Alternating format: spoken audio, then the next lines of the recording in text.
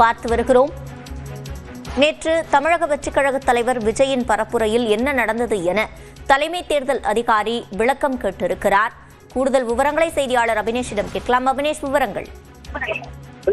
சிவரஞ்சனி, நேற்று தவேக தலைவர் விஜய் தன்னுடைய வேட்பு மனுவை தாக்கல் செய்ததற்கு பிறகு அவர் பெரம்பூர், கொளத்தூர் உள்ளிட்ட பகுதிகளில் அவர் பிரச்சாரம் மேற்கொண்டிருந்தார். பிரச்சாரம் மேற்கொண்ட நிலையில மூன்றாவது இடத்தில் இருக்கக்கூடிய அந்த வில்லிவாக்கம் பகுதியுடைய பிரச்சாரத்தை ரத்து செய்திருந்தார்.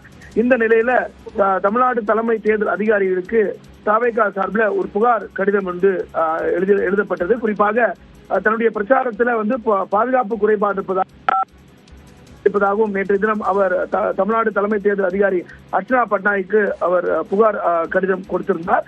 இந்த புகார் தொடர்பாக மாவட்ட தேர்தல் அதிகாரியிடம் விளக்கம் கேட்கப்பட்டுள்ளதாக அர்ச்சனா பட்நாயக் தகவல் தெரிவித்திருக்கிறார். அதே போல இது தொடர்பாக தமிழ்நாடு காவல்துறை இயக்குநருக்கும் கடிதம் எழுதியிருப்பதாகவும் தேர்தல் ஆணையம் தெரிவித்திருக்கிறது. குறிப்பாக அர்ச்சனா பட்நாயக் தெரிவித்திருக்கிறார்.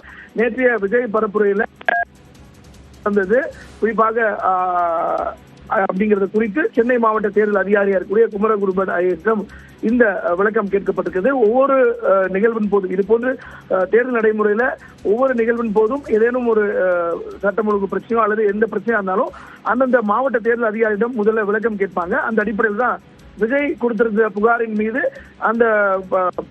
என்ன நடந்திருக்கு அப்படிங்கிறது ஒரு டீடைல் ரிப்போர்ட் கேட்டிருக்காங்க டிஓட்ட, அதாவது சென்னை மாவட்ட தேர்தல் அலுவலர்கிட்ட, அதிகாரிகிட்ட.